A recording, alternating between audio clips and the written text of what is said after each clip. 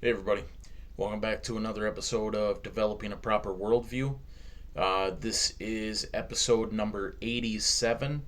We're currently in part 6 of our series, which I titled New World Order, but really, the whole thing is New World Order, so it's kind of, there's a lot of, what would you call it, overlapping between sections. Part 1, we did the gospel. Part 2 was creationism, evolution. Part 3 was, what was part 3? The American Empire. And then part 4 was the 9/11 conspiracies. Part 5 was martial law. And then part 6 is New World Order. So really parts 4, 5, and 6 kind of all go together.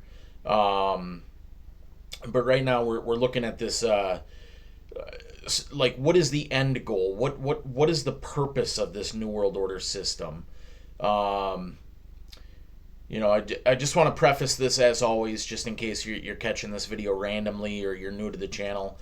These are done in sequential order, so it's very important that you go back and watch them in that order. That's why we're calling it developing a proper worldview. We're trying to build brick upon brick to get this house, so to speak, built. And it's very, very important that you be born again. The information that we're talking about is spiritual information. These are spiritual truths. Although we're delving a lot into the geopolitical, it's rooted in the Bible. It's rooted in prophecy. And what we see unfolding in the world is part of God's plan. And we have the foundational elements of that outlined in the scriptures. We know from the scriptures that the God of this world, small g, is Satan. He rules. It's his planet right now. He's in charge. Ultimately, God is sovereignly orchestrating it, so God's behind the scenes. There's an old saying that Satan is God's Satan. He doesn't do anything that God doesn't allow, doesn't permit, hasn't in his wisdom foreordained. And so Satan is just a tool, a vessel, to bring about God's plan. But Satan is in control, and we see, you see that. So understanding that foundational element really helps you to understand the world. Why is the world the way it is? Why is there so much violence? Why is there so much hatred? Why is there so much evil? Why is there so much disrespect and selfishness and greed and theft and sexual perversion?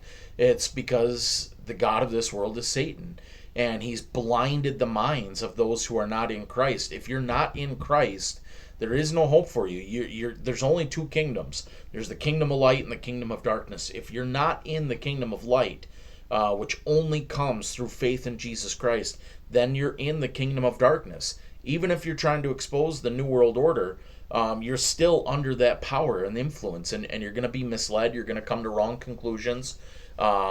You're just not going to have the full story. So you have to understand that. And one of those foundational bricks we get from the Bible is that Satan is the current god of this world, and that he's a master deceiver, and that it's his. We learn that it's his ultimate goal to have a one world government under his control.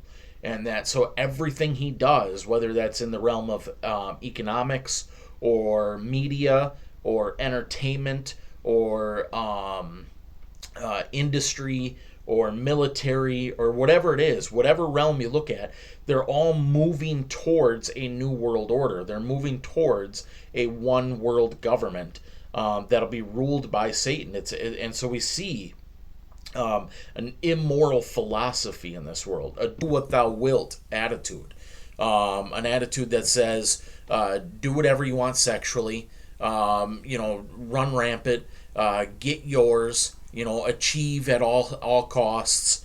That type of attitude, that type of heart is in people, especially the heads of industries, the heads of those different realms. They're driven by a satanic mentality. And so we learn that from the scriptures, and we learn that this system is antichrist. It's evil.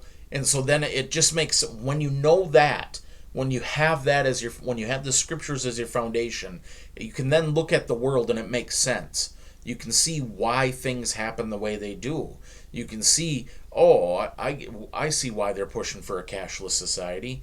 I see why our governments talk about one world government. I see why they're pushing for sexual perversion.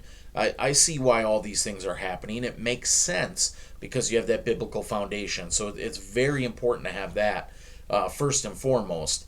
And so we laid that foundation, and then we looked at the devil's number one weapon, I think, is evolution, which immediately, as soon as you accept that ideology, it discredits the scriptures. It discredits God as creator, and gives you an intellectual alternative that you can latch onto to ease your conscience. And and then we looked at how America is really the driving force of this satanic empire. America is the muscle, the might, the power behind the New World Order system. And we learned how it's been that way since the beginning. Occultists have always had this in mind, and we learned like where it's going and the authoritarianism that's going to come out of this system. And now we're looking at the kind of the end game, which coincidentally is the documentary we're currently looking at. It's called Endgame, and we did the first part of it last time. I don't know if we're going to be able to get through the whole thing this time or not, but it's a great documentary. It shows, okay, what's the ultimate agenda here? What's their purpose? The Luciferian agenda is to take complete and total control over the entire world. A dictatorial, authoritarian empire where Lucifer can control every aspect. The spiritual power of Lucifer working through his human agents, the Illuminati, the 13 bloodlines that run this world, working through them to control every single aspect. And how we now have technology where that's possible.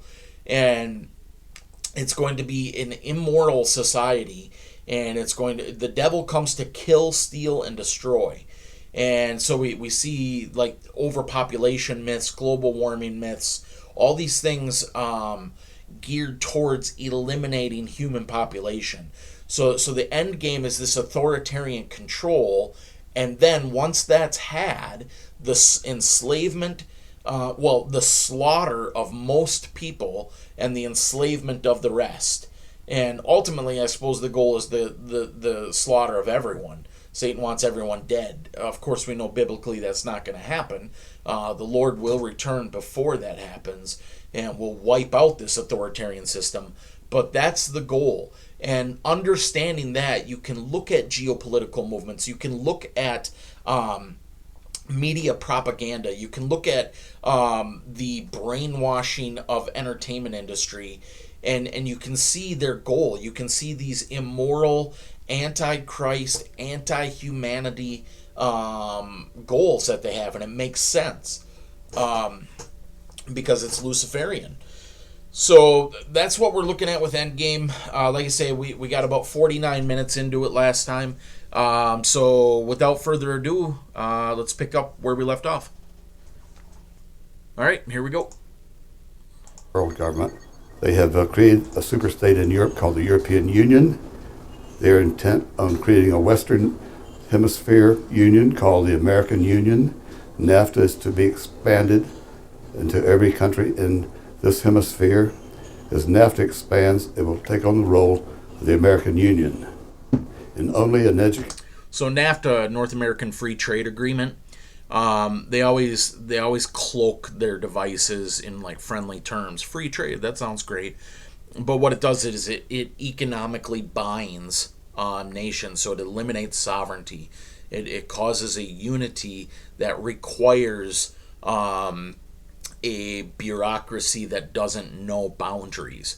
So it's just a subtle way of creating a branch of the New World Order system where national sovereignty does not exist. An informed public can stop them in their tracks. We went into downtown Ottawa and talked to locals to learn if they were aware of the elite meeting in their city.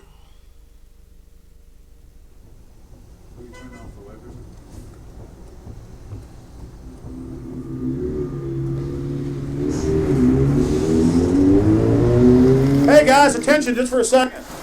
I just need to tell you that a group just met here in Canada, and they're trying to get rid of your sovereignty, merging you with the U.S. and Mexico. See, it's not funny. I'm serious. And your news isn't going to tell you. That's very irritating too, but that's brainwashing and conditioning there on a subconscious level that people aren't even aware of. When they hear things like this, there's a tendency it causes like a nervousness or an anxiousness in people that causes them to laugh it off or to brush it off or just dismiss it. That's intentional. The CIA started doing things with media, where through television programs, through movies, they mock the idea of conspiracy theories, so that the human brain, when it hears these things, it immediately triggers that kind of reaction. So you hear somebody who just said a piece of information, which a normal thinking person would be like, let's hear what that sounds concerning. Let's hear what this guy has to say. Instead, you're conditioned to be like, what a kook, what a nut job. It's just, think about how illogical that is. Even if somebody comes up to you and says, hey, the moon is made out of cheese, I'm not all-knowing, you're not all-knowing. We should be constantly searching for truth. So if somebody says that, I ought to not just laugh it off and brush it off and dismiss it. I ought to go, let me hear what this guy has to say. And then, based on what he says, I can discern and use my intellect to go, okay, I don't buy into that. I don't think he's right there. But to just immediately dismiss something outright, that's not a reasonable reaction to anything. To somebody who comes and says they believe in Bigfoot, they believe in flat Earth. The way it ought to be is, let me hear what they have to say. The Bible even talks about how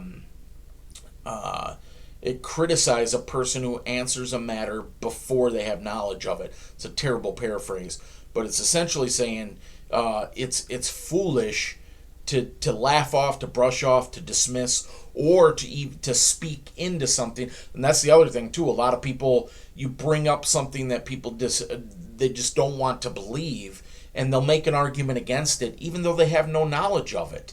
And you'll see that with flat Earth. I'm not a flat earther, but even in myself, somebody will come to me passionate about the topic, wanting to talk about it, and I'll dismiss it and say, that's nonsense. Here's why. And I'm not hearing them out. It's foolish. So it exists in all of us, a tendency to dismiss things without hearing it out, or to speak into something without knowing the facts. We ought to have brains that if you hear something like this, resist that initial impulse to dismiss it as foolishness and hear the guy out. If somebody comes and says, hey, we're sinking into a black hole and everything's going to be gone in 40 years. Okay, biblically, I know that's not true, but let me hear what the guy has to say. What do you have to say about it? And then listen to his information, and then use your own intellect and discernment to say, well, he's not thinking that through properly, or this piece of information isn't true, or whatever. About this. This is deadly serious, so I'm just letting you know and I'm telling you about it. As they say, they are the guys that run the world. They make the decisions for and we just carry it out. Sir, did you hear about the Bilderberg Group meeting here in town, the 120 most elite people in the world? No. Hey, do you know that the elite's meeting here in town right now? Have you heard about it? 120 crime bosses? None of you have heard of it. None of you guys have heard of the Bilderberg Group? They're meeting right now. In the city, around 10% of the people were aware of the New World Order agenda. When we traveled to Parliament, close to half of the people we randomly spoke to were informed. What a weird, it just irritates me, like the people on the bus, and it's not them, like I say, it's me too. It's very irritating that we've been programmed to do that. When we hear something fanatical or outrageous or that doesn't line up with what we think, there's a tendency to, like, it creates this anxiety in us that we just laugh it off. And, like, it shouldn't be that way. We ought to be, people that listen and hear things out.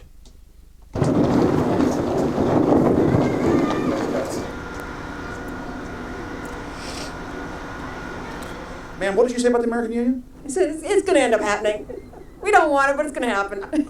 Why do you think? Because the Bilderberg Group runs the world. You have the Trilateral Commission that's also part of the Bilderberg. which is the United States, Europe, and Asia. But most of this is public knowledge. Nobody wants to believe that there are conspiracies, that world leaders are already elected before they're voted on. So here we know that Bernard Lord is part of the outer circle. I was surprised to read that Harper addressed the group in 2003, because my understanding was nobody gets into politics without becoming part of the Bilderberg group. And then you find out afterwards that that is the case, that they have... Well, Bill Clinton went there in 91, George Bush Sr. back in like 85. And Blair, same thing. Who we think that we're electing as leaders have already been pre-picked for us. Whether it's liberal or a conservative, they're already part of the group. They own all the horses in the race. They own the horses. That's very true. The whole it's why anybody with a thinking brain ought to go, why is it a two-party system? Why only two? It's because both parties are controlled. They're all part of the system. They're all part of this. Like Bush, Clinton, it don't matter. Republican, Democrat, it doesn't matter. You don't get to run. You don't reach that level unless you're a part of the plan, unless you're a part of this group, this elitist group. And which is often why things like Trump is kind of confusing, because you have somebody who comes onto the stage who speaks against these things. He speaks against globalism and this world empire, but yet he's allowed to have this position. Like he wouldn't have even been allowed to run. He wouldn't have been given. They control the media. They wouldn't have given him airtime. When Ron Paul ran, Ron Paul's a legitimate statesman, a real deal guy, the only one I've seen in my lifetime, the only one who's truly spoken out against the New World Order. When he ran, I think it was back in 2008, the media just ignored him. They when they would have the debates with like the 8 different candidates, he was given like 1/10 of the time or something like that. Like they would answer, he'd get 1 minute to answer something, and then they'd give Mitt Romney or whatever 8 to 10 minutes. Like he was virtually ignored, and that's how they would handle that. First of all, they make it where you have to be rich because it costs millions and millions of dollars to even run, which is insane. How do we allow that? But then secondarily, they control the media. They're not going to give you airtime if you're not a part of their system. And then ultimately, it filters down to just the two, and both of those people are controlled. It's an illusion of choice. And I understand that, for example, in the United States, it's a one-party system with 2 factions. Though you think it's 2 different parties. Oh, it is, yeah. So it's like Bill Clinton constantly vacations with the Bushes, and they call him their son, and they actually staged all that in '92, and all that's come out. It's just all staged. They're not going to let trillions of dollars slip through their hands. The good news is people are waking up, though. When you read human history, when you study it, all you see is elites trying to dominate, subterfuge, Machiavellian backstabbing, and somehow in the last 50 years they convinced Westerners that the government's fine, can do no wrong, trust them. How did this happen? It's easy to lead sheep. I mean, people just follow. They don't want to believe these things will happen. No way. We'll just follow along with the norm. That's all. It's just makes it easier for everyone. What's your view on losing Canada's sovereignty? I like this country to stay as it is, and I love the United States to be there. Back in Austin, the capital of Texas, the public was frighteningly unaware of the nation's peril.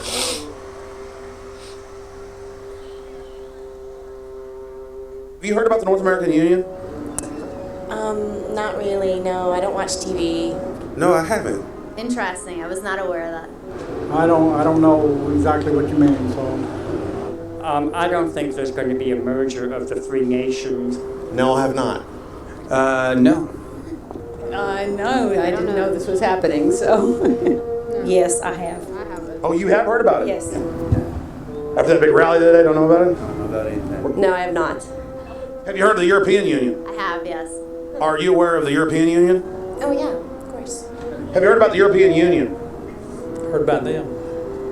Do you know about the European Union? No. Europe, 15-member group expanding. A what? 15 nations of Europe merging in 2000. Whatever. For over 50 years, the Bilderberg Group constructed the European Union by stealth under the guise of trade deals. Now the elite are using the same secretive program to complete the North American Union. But this time, superstate integration is on the extreme fast track. International agreements like NAFTA, GATT, and APEC were just stepping stones in the formation of the NAU. The other thing that's important to realize is the New World Order system is it's a fluid system. There's a thousand. George Bush Sr. once talked about 1,000 points of light, and that's an occultist phrase talking about 1,000 different angles of this system. And so when one doesn't work, you cut or if one is exposed, that's fine to them because they have 999 other ones and they'll replace that other one with something different. So you have multiple different angles of this system working towards the same goal, and it's irrelevant of which one works and which one doesn't. So 10, 15 years ago, the North American Union was a big deal, like that was supposedly on the precipice. Nowadays, it seems like that's kind of faded into the background because it could be through documentaries like this, through Jones's radio show, through other people that are exposing it. A lot of times things are exposed, and so they pivot. They say, okay, that's not going to work. It's like Bilderberg. That's become so known now.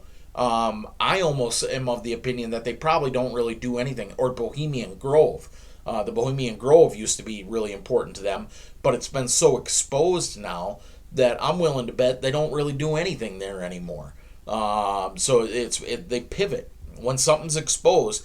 It's like earlier this year or last year, there was talks that the travel bans and mask mandates were going to come back, and there was a lot, like within conspiracy circles, there was a lot of information coming out about that to the point where it was like, hey, there's people in government being told this is going to happen on such and such date. And so it was talked about and it was exposed, and then it never came to be. So there's a problem and a benefit with that. The benefit is you stop them from doing what their agenda is, and they're forced to pivot. But the problem is you expose that, like I talked about that, and then it doesn't happen, and so people just discredit you then. They don't understand that the New World Order system pivoted. They changed their minds and went a different direction. So at one point in time, the North American Union might have been a big deal, and who knows, it might still be. I don't know. I just haven't heard much about it lately. But it became so exposed that they said, you know what, let's go a different route. And it's not needed. If they have the economic ties and the economic bonds through like NAFTA, which does exist, then what do they really need the union for? They technically have the union without having it in writing. It's like this. It's like the global empire exists now under the world banking system. It's not official. It hasn't been put into paper that we're one world government. But economically, we are one world government. We're all under the rule of these centralized banks. So in one aspect it exists, and ultimately it's going to come to, like I say, the laws need to be fixated into one world government. So that's going to happen so that they can have their authoritarian system. But we always run the risk of when we expose things to a certain level where they say, hey, it's no longer safe for us to do this. There's too much light on this. There's too much exposure. They simply just pivot to plan B or plan C or plan D or plan double C, double D. They got all their various different angles they can take. They don't care. But when one's exposed, they just switch. And then we end up looking foolish for talking about it and people going, oh, I thought you said there was going to be a national ID card in 2015, because that was a big deal back then. But apparently they switched plan. They said, hey, either we don't really need to do this or it became too exposed and we have to change to some other plan. The North American Union was officially born at Baylor University in Waco, Texas, on March 23, 2005. The leaders of the United States, Mexico, and Canada told the press that they were only meeting to discuss trade. It soon leaked that a secret meeting had been held during the Security and Prosperity Trilateral Summit. The three governments had refused to release the secret agreement to the people. In September of 2006, their treasonous operation was blown wide open. From September 12th to September 14th, in Banff, Canada, hundreds of elected and appointed government leaders from Canada, Mexico, and the United States met in secret. On the last day of the conference, someone inside the secret North American Union Forum leaked the agenda. The front pages of newspapers across Canada carried the story. The Judicial Watch Foundation submitted Freedom of Information Act requests to obtain the full agenda and minutes of the secret assembly. Many federal agencies refused, citing national security. The foundation finally succeeded and did receive thousands of pages of documents. The documents marked unclassified are the blueprints of a shadow government ruling by bureaucratic and executive fiat. The pages chronicle an already operating North American Union. Transportation, law enforcement, agriculture, regulation, banking, manufacturing, construction, education, immigration, and even the military are being merged with no input from the people or their elected representatives in Congress and Parliament. One of the first items on their agenda was to stress how important it was that their plan, quote, be carried out by stealth. The controllers also talked about exploiting the public's fears of climate change to push a continent-wide tax to fund the new government. Globalist tool Robert Pastor is incessantly paraded on the world stage as the man behind the North American merger. When he testified before Congress, he pushed the idea of a continental security perimeter that erases national boundaries and merges the security apparatus. The best way to secure the United States today is not at our two borders with Mexico and Canada, but at the borders of North America as a whole. In fact, the North American Command, based in Colorado Springs, Colorado, was clearly running the meeting in Canada. For the past decade, the Pentagon has been training with Mexican and Canadian forces and has openly discussed using them inside the United States for disasters and to quell domestic unrest. There are already over 100,000 non-U.S. citizens serving in the U.S. Armed Forces. The Pentagon is now expanding its recruiting centers in Mexico, the Philippines, and Eastern Europe. Big city police departments nationwide are lobbying to change laws so they can recruit non-citizens to join the police force.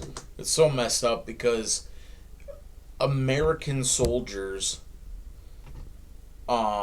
would have a hard time firing on American citizens. Like those are their own people. You know, it's going to be really hard to convince them to fight against their own people. But you bring in foreign troops, they've got no problem with that. What we are witnessing is a Red Dawn scenario in slow motion. Tyrants throughout history have brought in foreigners to oppress their domestic populations.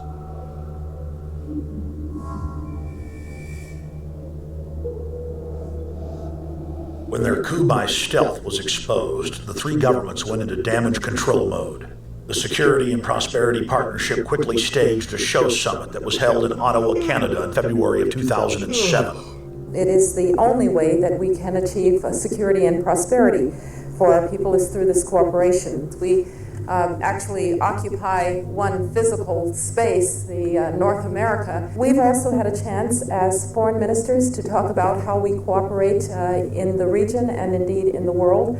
Protesters who were upset about losing their countries and freedoms were not tolerated. A couple of weeks ago, an Al-Qaeda supposed whatsoever, the Security and Prosperity Partnership has been signed without any sort of parliamentary debate. Globalist publications have been open with their frustration that the population has not bought their latest PR stunt. As integration inside the European and American unions accelerates, the superstates themselves are being merged. On April 30th, 2007, a summit was held at the White House. The Security and Prosperity Partnership's secretive approach had alarmed the public. So this time, President Bush, German Chancellor Merkel, and EU Commission President Barroso hid their treachery in plain sight. Thank the Chancellor and Josie very much for the transatlantic economic integration plan. And for that too, we need... I think probably the reason and again, I could be wrong about this, but I think the reason the North American Union was abandoned is because they've realized they don't need it. That it's like the original thought, I think, from the Club of Rome was to form these sub-regions, these 10 sub-regions around the world. The European Union, the Asian Union, North American Union, South American Union, the African Union, whatever it was. I don't remember all of them. But to do that first, and then the next step would be to merge all those together into world government. So they thought, let's do this piecemeal. But I think now the thought process is we don't really need to take it slow. I think the elitists think we can just do this at once. We can cause worldwide panic and offer world government as the solution. And the reason I think I think that's the route they're going to go is because of this last big thing that happened that I'm not allowed to talk about on YouTube. But when that last big thing happened, they saw the whole world fall into line. They saw virtually all the governments submit to a uniform rule, a uniform form of action. And so, from that, they saw, okay, this kind of scare tactic, and I believe that was just a preliminary test run. I think something bigger will happen that will frighten the entire world and cause the whole world to go, all right, we turn over our sovereignty, we turn over our freedoms, just fix the problem. And so I think that's probably the route they're going to go. To develop a common market, common standards. So this is indeed a very important agreement, and an agreement that also brings with it a transatlantic economic council to be a permanent body with senior people on both sides of the Atlantic that will look at all those issues in a concrete manner in which way we can make... And as an American, this ought to be really upsetting because what in the world are we allowing somebody from Mexico or Canada or Europe to tell us what to do? How are we going to allow a foreign nation to dictate rules, regulations, and laws on us? We don't listen to emperors and kings and queens and dictators. We're supposed to be a free nation of the people. We don't care what some friggin' prime minister has to say. We don't care what some king or queen has to say. That's their business. Our business is freedom. So the moment we turn that over and allow foreign bodies to start dictating to us, we're in a whole lot of trouble. Congress just did that one. They just passed that bill, the anti-Semitism bill, which I love Israel. I'm for Israel. I believe Israel is our long-lost brothers as Christians. I believe the Jewish people are separated from God, so that Gentiles can be added into that body.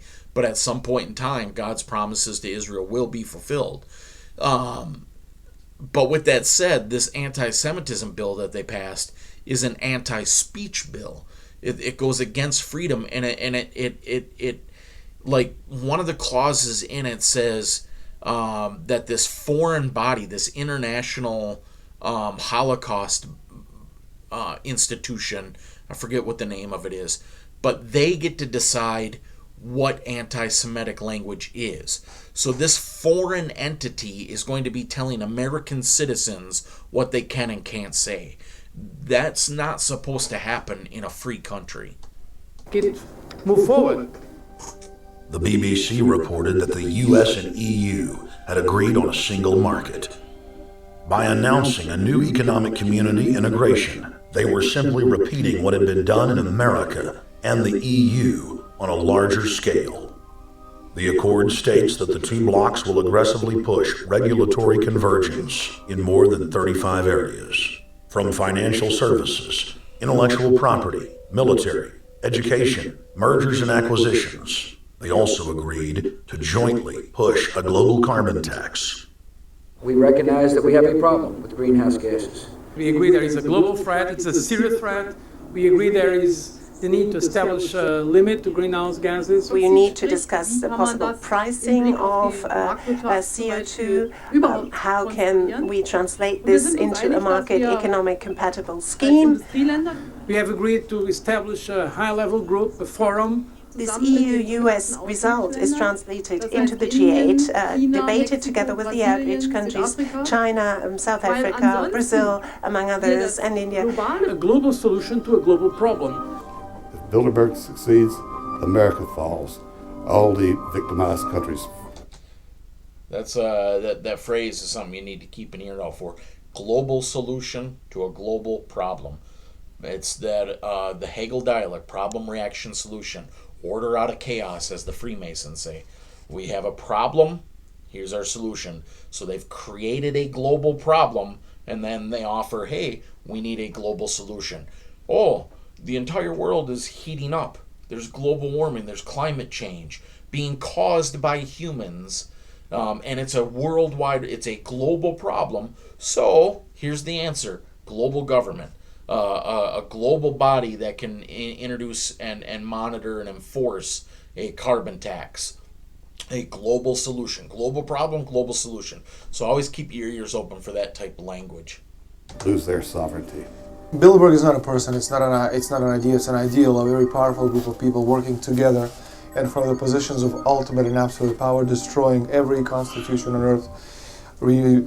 No matter how powerful the constitution of the nation is, that's what these people do. The African Union arose out of the African Economic Community, set up in the early 1980s. The African Union is financed by a consortium of international bodies, governments, and corporations. The African Union Army serves as an enforcement arm for the New World Order's exploitation of Africa. In Asia, APEC and ASEAN have announced plans to form the Asian Union, consisting of Asian and Pacific nations, having more than 3 billion people within its borders. APEC will become the Asian Pacific Union, and the world is to be divided into 3 great regions for the administrative convenience of the world government in which the UN is to evolve. As the unions form individually, they are simultaneously merged to form the first planetary government. They're trying to destroy every nation on earth which is trying to promote progress, because these people basically they are landowners. They don't need progress because they control the land. If you take the most powerful man in London, the people who belong to the Council and the Committee of 300, who belong to the Bilderbergers, the British royalty, the Guelphs, the black nobility of Venice and Genoa, these people they're landowners. The New World Order is the Old World Order. I mean, it's just the names have changed, the appearances have changed, but the concept hasn't changed. The idea is still to bring the men back, kicking and screaming back to the Middle Ages, post-industrial age world order. One of the things that is very shocking to most Americans is the fact that the United Nations Global Biodiversity Assessment, which came out in 1995, clearly shows that in order to protect planet Earth, we have to go back to a feudal system. They actually said that in the document. To craft a modern feudal society, the globalists are implementing a standardized North American Union ID card to track, trace, and control their serfs as they travel throughout the 3 regions of the NAU. So a feudal system, as I understand it, if you think back to like Middle Ages, Dark Ages Europe, you had landowners, the nobility, the elite, and then you had serfs, slaves, the peasants. No middle class, nobody in between. You were either a landowner or you were a slave that worked the land for these people. And that's the system they want to get back to. These elitists view us as cattle. So they think they'll get to rule and reign, and we get to serve.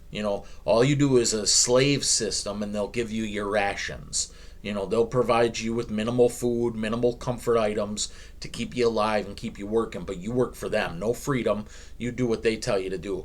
And we're moving into this technological society where they don't need many of us because everything can be automated or done through AI or computers. So they can eliminate most of the population. Just have a few people to fix the computers, to fix the machines, to monitor everything, or I'm sure there'll be some jobs that still require human activity. Everything else ran by robotics, and the elite sitting on the top just living off having everything at their disposal. That's the goal. And so that's why they often talk about maintaining the population under 500 million, reducing the population by 95%. And they justify it, or they trick us into going along with it through schemes like global warming and overpopulation. There's too many people. The only way to save the planet is to eliminate so many people. So we're just going along, when you buy into that stuff, with your own enslavement, with your own elimination, your own extinction. And the people at the top, they're deceived too by Lucifer, because he's going to get rid of them too. It's just a means to an end using these people. They think that they're going to inherit occultic knowledge. The same lie Lucifer told them in the beginning: ye shall not surely die, ye shall be as gods. It's told to them now in different various ways, but they think we're going to live forever. We're going to be like the gods of the planet. We get to have whatever we want. No, you're going to be eliminated just like the rest. Building on the massive displacement of humanity caused by globalization, the New World Order is rapidly constructing the physical infrastructure of the North American Union, the NAFTA Superhighway Control Grid. I'm Arthur Peterson, Colonel retired in the Army. I see things today that are happening that would make my friend who died in World War II turn over in their grave. To think that people would even consider confiscating land of farmers and ranchers and taking their homes away from them, to turn it over to a foreign company in Spain, which was controlled by Don Carlos, understand, a notorious socialist, and they get the tolls on Texas land for 50 years. Unbelievable. The proposed Trans-Texas corridor would be a patchwork of superhighways and railroads, stretching 4,000 miles from the border of Mexico, cutting through Texas to Oklahoma. A lease has been signed that would make Texas Highway 121 a toll road. A private Spanish company won the bid to build and collect the tolls for the next 50 years. These deals with private companies are being negotiated largely in secret, and many state lawmakers are worried taxpayers are being sold down the road. Critics say it's a threat to our national security. It's part of a plan for a North American integration being carried out by government and corporate elites without congressional or voter approval. Anybody in Texas, are they still building this highway? The international highway through Mexico up to Canada? I live in Minnesota, so it would come through here, or I live in Wisconsin. I did live in Minnesota, right off of 35, and I know 35 goes all the way down to Texas. So I'm assuming that's where it's going to be. It's going to be that same stretch of land running from Mexico up through Texas, all the way up through Minneapolis, up to wherever it goes in Canada. Is that still happening? Another thing too, like the immigration issue, maybe they realize, hey, we just need to open the borders and let everybody in, and then this union will happen naturally.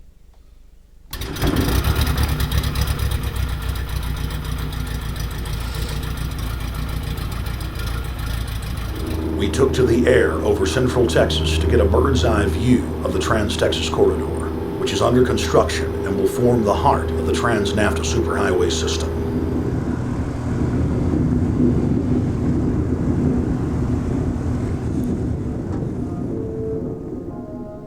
History repeats itself. 2,000 years ago, all roads led to Rome. Rome constructed and maintained more than 10,000 miles of roads throughout its empire. The roads were used to project Roman military power, to control commerce, and to bind the nations and peoples they ruled. Rome also demanded tribute. Roman subjects from Albion to Judea were forced to pay a tax to use the roads. The Romans would then use the tax to dominate their subjects. Today's superhighways are a powerful tool in the globalist arsenal. They are instrumental in tearing down national borders and merging nation-states into larger confederations. Foreign governments and corporations are predatorily seizing infrastructure across North America, but nowhere has their attack been greater than in Texas. Texas is the front line. Over 8,000 miles of existing roads and land are being handed over to government-backed foreign companies. Foreign companies buy the legislators, who then turn over complete control to the same foreigners who finance their campaigns. Government power is then illegally transferred to unelected quasi-governmental regional boards that circumvent local governments and the will of the people. The next stage of this world government plan is to have a transportation control, and that is called the NAFTA Superhighway, or in Texas called the Trans-Texas Corridor. It confiscates 584,000 acres of land to be transferred into control of a Spanish company which will collect tolls in Texas for the next 50 years, and there's no limit in the amount of tolls that can be collected. More than 80 federal and state highways have been designated as international arteries. The I-35 NAFTA corridor starts deep inside Mexico and travels through the middle of the United States and ends in central Canada. Container ships from Asia dump their cargo on the Pacific side of Mexico. It then travels duty-free by rail to the new Kansas City inland port, now considered sovereign soil of Mexico, in the heart of the United States. It's insane. Under international agreements, predominantly foreign companies are placing tolls on already existing paid-for roads. Federal, state, and corporate documents show that they will then use the revenue raised to build up the transportation infrastructure of Mexico, not the United States or Canada, so foreign-made products can pour in even faster from Mexico. Revenues raised will also be used to fund the fledgling North American Union and its growing bureaucracy. Bottom line, they're using our own money to enslave us. First of all, they're proposing a North American tribunal, which would be similar to what we have in Chapter 11 of the NAFTA agreement, which is trumped by international law. The U.S. Supreme Court and our Constitution could potentially be rendered invalid, and what we would have is new North American business law that would trump what we have here in the United States. What is also interesting to note that the NAFTA headquarters is in Mexico and controls the United States trade and rules against the United States Congress, and no one seems to challenge it. It's very probable and probably inevitable that our right to bear arms would be challenged in a North American court. So this is just an example of what's happening and what's being proposed. We want to keep our trial by jury system. We want to keep our right to keep and bear arms. We want a system where we have a Supreme Court and not have a tribunal that will be superior to the Supreme Court. In 2005, Centra, a Spanish-owned company, signed a secret agreement with the Texas Department of Transportation to erect toll roads on existing roads and to toll new roads that were completely paid for by tax dollars. There are people, believe it or not, in Texas who don't know what the Trans-Texas Corridor is. TTC 69, which they'll have the environmental hearing starting this spring on, runs through my part of the state. And there are people over there who have no idea what's fixing to come in their backyard. TxDOT, an unelected state agency, claimed that the agreement with the foreign company was even secret from the Texas legislature. When the truth came out, newspapers across the state called for heads to roll politically. Centra's response was to have its Australian subsidiary make its first U.S. newspaper buy. Every newspaper they bought was along branches of the Trans-Texas Corridor and had been critical of the toll road plan. The cost of 40 or 50 newspapers is nothing compared to the profits that'll be made. Just Phase 1 alone of the state toll road plan is estimated to raise more than $200 billion in just the first 15 years. And Texas is only a small part of the global panorama. A combine of transnational companies is aggressively consolidating public finance infrastructure worldwide.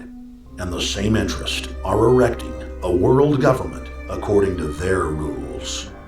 A literal wonderland of corporate corruption, where governments simply act as vacuum cleaners, sucking up the wealth and resources of the middle class and transferring it to offshore bank accounts, leaving behind a cultural and economic wasteland of easily managed slaves. The whole purpose about the North American Free Trade Agreement is not about trade, it's about control. Control of people. CAFTA is even worse. Control of people. It's not about trade, it's subsidized trade with taxpayers' funds. This thing started here. And to save this country, we kill this damn thing here. To stop it here in Texas, we stop the New World Order right here in Texas. Polls consistently show that over 90... I love people like that. Like, to me, those are real heroes, man. Truth tellers. People who stand up and speak the truth. And it just rejoices me to have somebody knowledgeable, informed, speaking the truth. Like that old World War II vet. Brings tears to my eyes. percent of the people are against the NAFTA highway systems and its toll roads. As the people learned of the threat, they got angry and took action. Our ranch is part of the original Spanish land grant, and I would love to not have to give it back to Spain.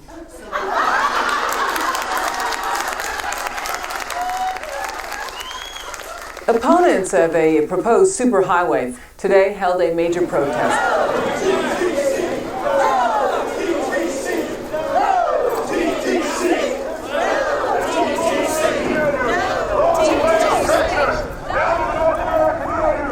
A majority of Texas counties have voted to resist the plan for a North American Union and have vowed to block the construction of its infrastructure.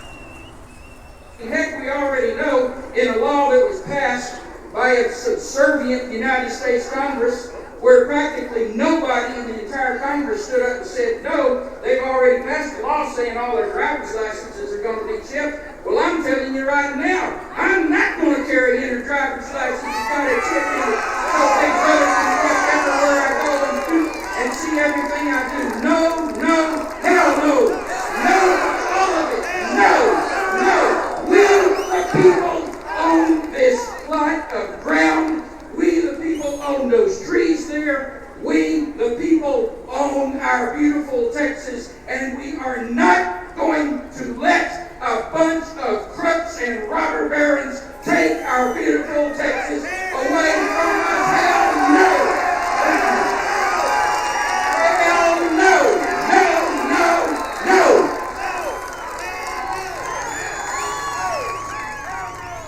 RFID tracker chips embedded in state inspection stickers and toll tags are already being used to track the population. The new system is also meant to control growth and steer development through so-called smart growth. RFID, we've touched on that. That's radio frequency identification. It's a technology that it's pretty prevalent now. Sometimes, if for some reason, it's in books, and that's where I found them, and in Gillette razors and things like that. Just weird products. But if you go to Walmart and let me see here if I can find something. So you got the UPC code. I don't have anything with it, but you know what I'm talking about. The square UPC sticker on the back of products.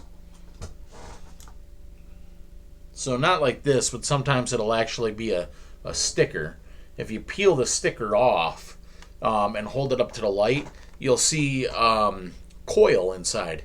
And that's RFID. It's a tracker chip, and it's in everything now. It's a precursor for the mark of the beast. That is the technology that will lead to the mark of the beast, because they're combining it with implantable microchips. So you'll have little tiny seed-sized chips and inside of it you'll have one of those RFID trackers, and on the chip itself will be all your personal information, your health information, your driver's license, your social security, your banking information. So you don't have to carry, that's how they're going to sell it. You don't have to carry a wallet. You don't have to pull out an ID. You just scan your hand. A cop will just, or the store, and or if you're in an accident, that's another way they'll sell it. And you're unconscious and they need your blood type, they just scan it. And he's O negative, and all that. And he's an organ donor, blah blah blah. So it'll have all your information on it, and it'll also have a tracking device. So your global positioning system is in your hand. And then I'm sure they'll with modern technology they'll sell it with it's a Wi-Fi hotspot, so you're always connected to the internet, 5G internet. You'll never have to worry about being disconnected. If you look on the remake of Total Recall, he had this hologram thing that would come on, so you could sit and watch TV. You could, do all your phone stuff. Just who knows what they're going to come out with, but that's the technology. That's the precursor for it. It's leading to this Mark of the Beast system where you'll be forced to take it, and if you don't, you won't be able to bank. You'll be cut off from society.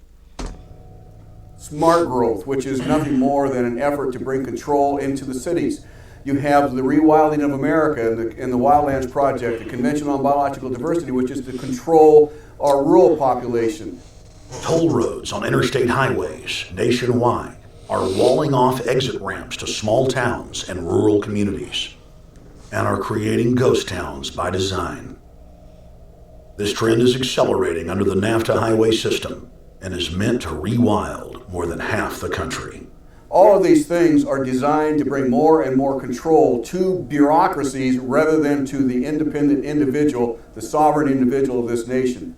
What brought me into this whole discussion was the fact that while I was doing this multi-million-dollar research effort in the 1980s and early 1990s, I became aware of an agenda basically to lock up one half of the United States into wilderness corridors and reserves. What's called the Wildlands Project, but it was also a key cornerstone of the United Nations Convention on Biological Diversity. It was during that study in which I began to realize that this was not an effort to protect the environment, but an effort to control you and I. They were dividing the United States up into little compartments in which they would rip out roads, which they would rip out whole communities and put them back into the wilderness.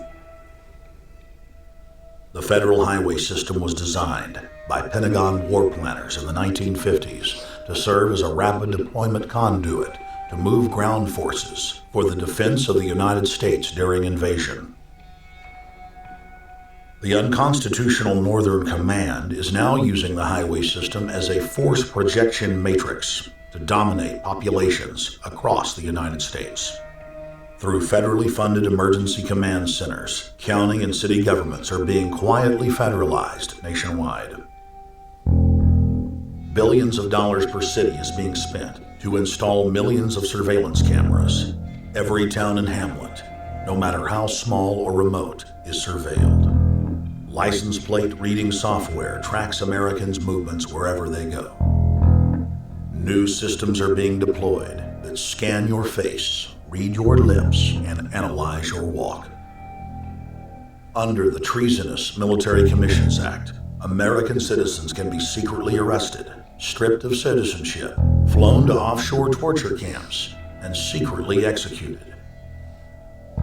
Under Section 802 of the Patriot Act, all misdemeanors are considered terrorism. Federal police squads called Viper Teams randomly force Americans to line up and show their papers.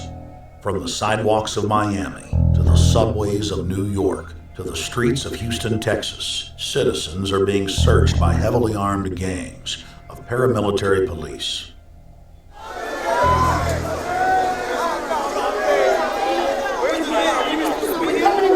Come on, guys, come in. Yo, can you get that camera off us, sir? Sir, it's the United States first. All right, but you can get that camera. I'm saying get the camera out of my face. That's what I'm saying. You're on the streets of New York. So what does that mean? I'm saying get that camera out of my face. That's what I'm saying. It's a free country. Fuck, it's a free country. Get this damn camera out of my face. Oh, this isn't Nazi Germany. There's no camera in your face. Hey, move to Russia, okay? Yo, son.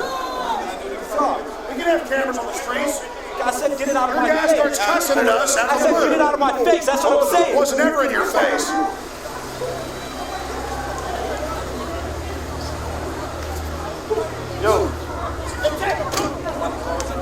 Long before 9/11, the Pentagon was aggressively violating the federal law that bars the military from policing the American people. Coast to coast, for more than 2 decades, teams of troops would just appear out of nowhere and randomly stop cars and search pedestrians. The acclamation accelerated with regular Army searching bags at the Super Bowl. You know, they wouldn't get away with this kind of stuff if it's the mass majority of people just, for lack of a better term, they're just sheep. You know, I know that's a harsh thing to say, but so many people just go with the flow, you know, just do what they're told. There's very few individual critical thinkers. It's like 85% of people just do what they're told. There's no thought.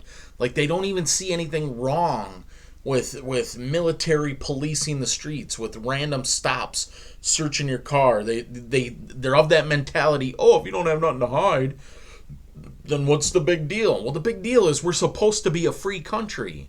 You're not supposed to have to do that in America.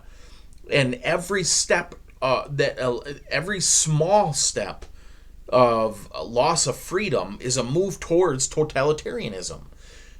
Police searching your car without a warrant on just a random stop, that's a loss of a freedom. And now that precedent is set, so now they can advance further and advance further until you're in a complete totalitarian system. And like, it's just, people don't think. They're just like, oh, la la la, let me get my Starbucks and my big screen TV, and I don't care what's going on. It's insane. It's very frustrating for the people that are awake, people that do see these things as threats and do see these things as dangerous, to see the vast majority of the population just going along with their own enslavement. If we didn't have hope in Christ, you know, you always got to fall back on that. It would be so frustrating. And the Kentucky Derby, as well as other high-profile events. Then President Bush signed a Defense Authorization Act, which radically increased the funding for the already bloated shadow government. In the act, the executive branch formally announced that it was preparing for domestic insurrection and went on to preemptively strip the state governors and legislatures of their powers. The federal government is openly announcing that it is the only authority, as it treats the people and the states as enemies. Then on May 9th, 2007, President Bush unlawfully granted himself new powers, and the presidency officially became a fiat dictatorship.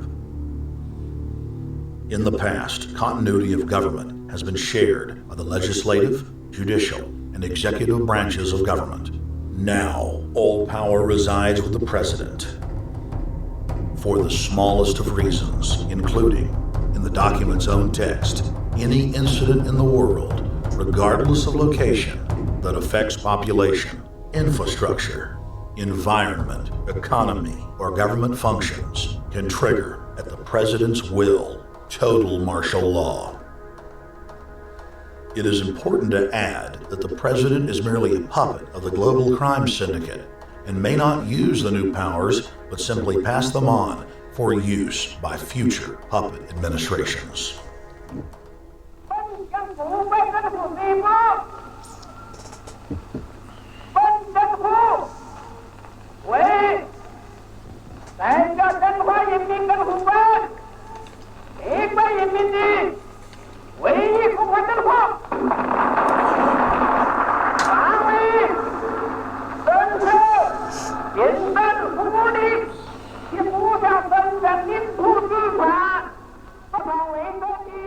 Причина это победа. Не забывайте принесенных вами жертв. You must teach people to love their leader. This is the only most important.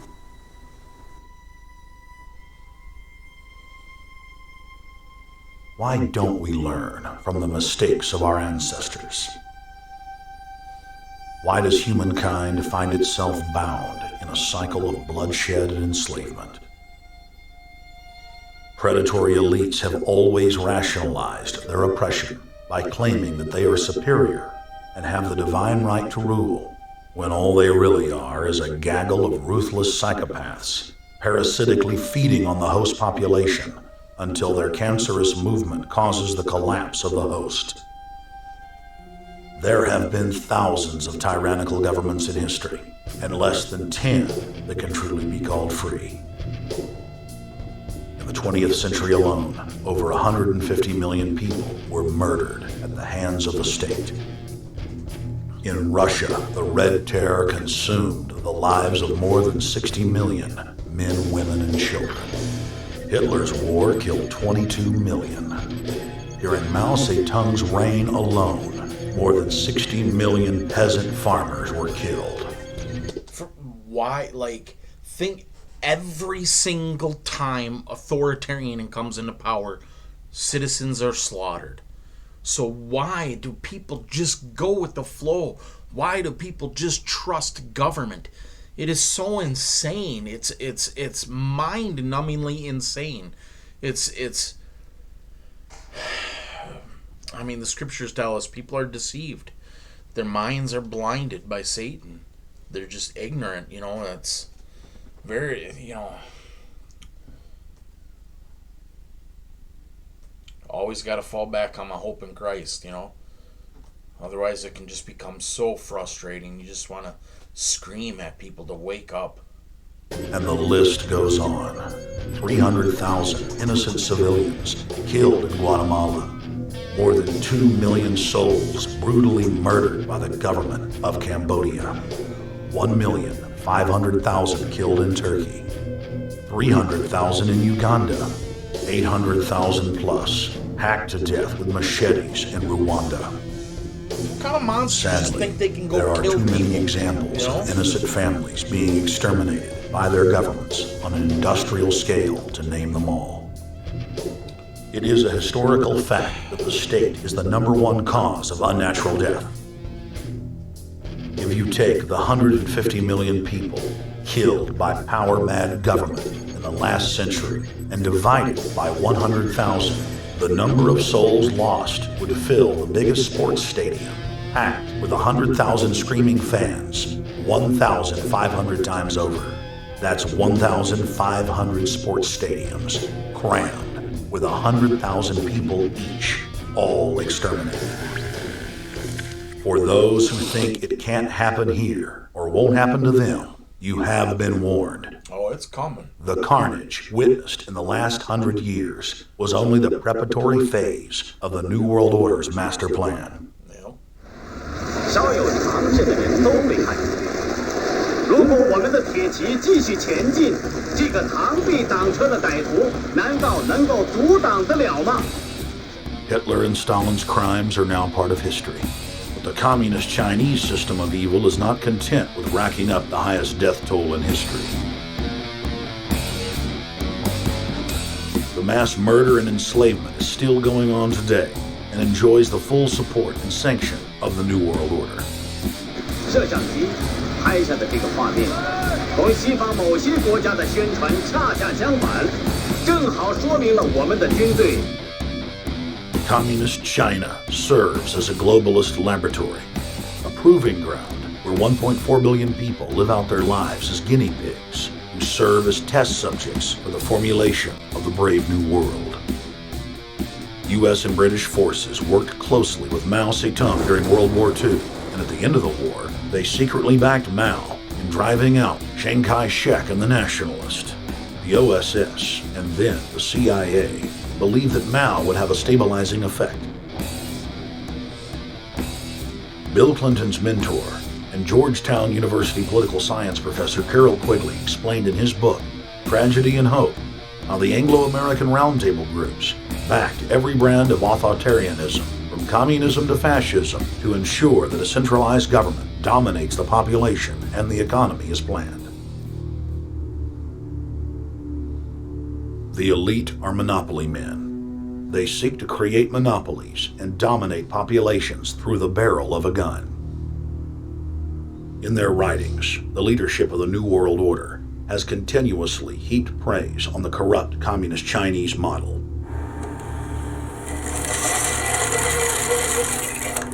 In August of 1973, in an article written by David Rockefeller for the New York Times, Rockefeller openly lauds and endorses Mao Zedong's actions, while celebrating their command and control system.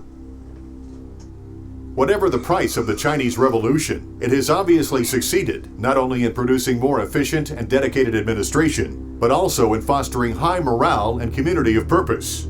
The social experiment in China under Chairman Mao's leadership is one of the most important and successful in history. David Rockefeller, New York Times, August 10, 1973. Communist China is the model, planned society for the New World Order. China has received more United Nations awards for its policies and form of governance than any other nation. In the eyes of globalist planners, authoritarian China is the future. China adopted the dreaded one-child policy due to lobbying from a consortium of eugenics organizations, which includes Planned Parenthood and the United Nations. Couples that have more than one child face heavy fines and imprisonment. The practice of forced abortion in China, coupled with the cultural desire to have a male child, has plunged China into a deepening crisis where there are 30 million more men than women. The Chinese police state ruthlessly crushes all forms of dissent. Underground churches, Falun Gong practitioners, striking factory workers are all sent to forced labor camps. Their blood and tissue types are cataloged in preparation for organ harvesting. So messed up. The Chinese government then sells the prisoners' organs to the highest bidder on the world market. If a wealthy patient chooses to fly into China, the prisoner is killed and the organs are implanted. If the organs are being flown out of the country, a mobile execution van extracts the organs on the way to the waiting aircraft.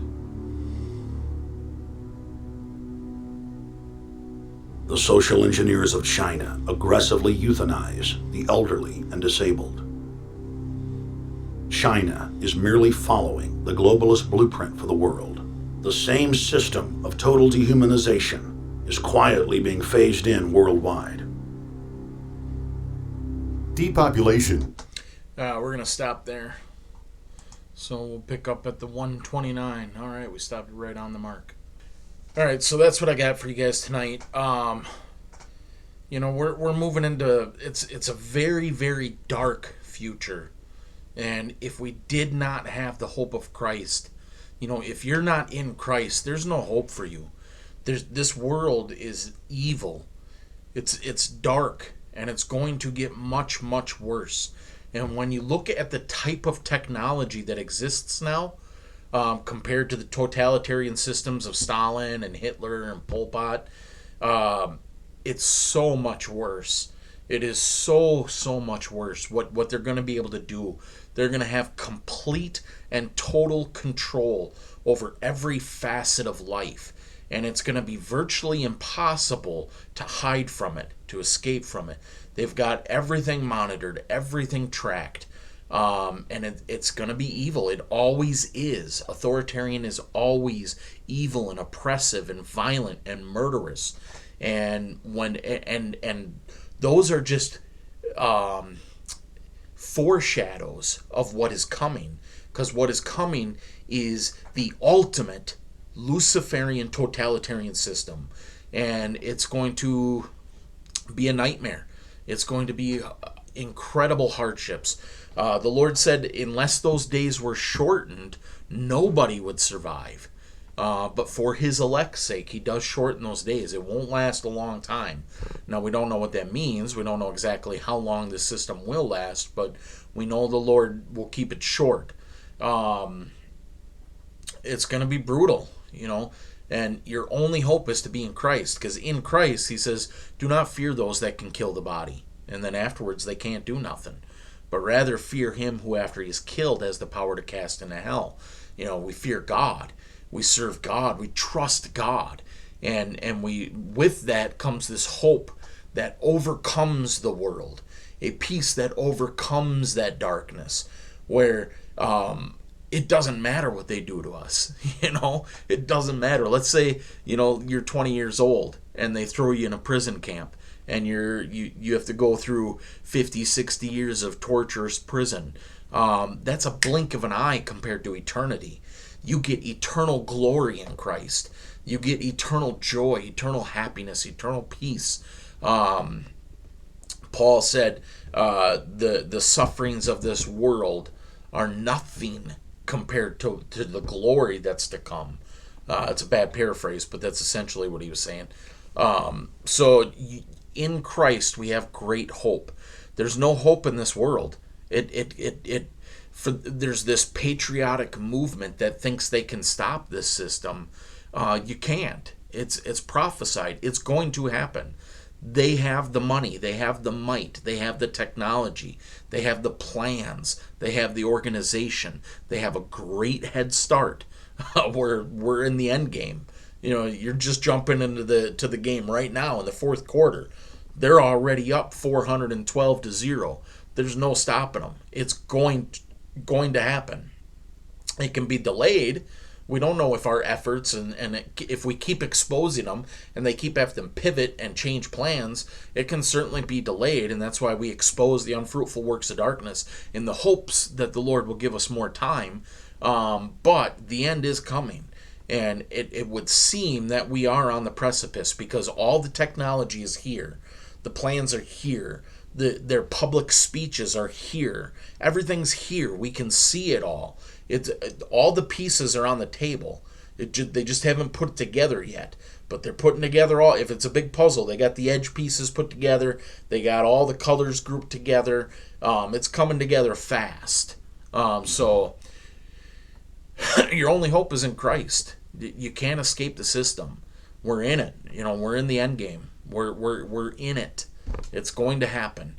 But if your hope is in Christ and you trust in him, then we continue to live for him. We continue to expose it. We continue to preach in the hopes that souls will be brought out of that kingdom into ours, and we just endure. If we got to go to prison, we got to be persecuted, we got to be killed, whatever, it's fine. We're going to live in this hope and glory of Christ and continue to proclaim his message. So anyways, that's what I got for you guys tonight. As always, I truly appreciate you watching. I love you, and Lord willing, we'll talk to you next time.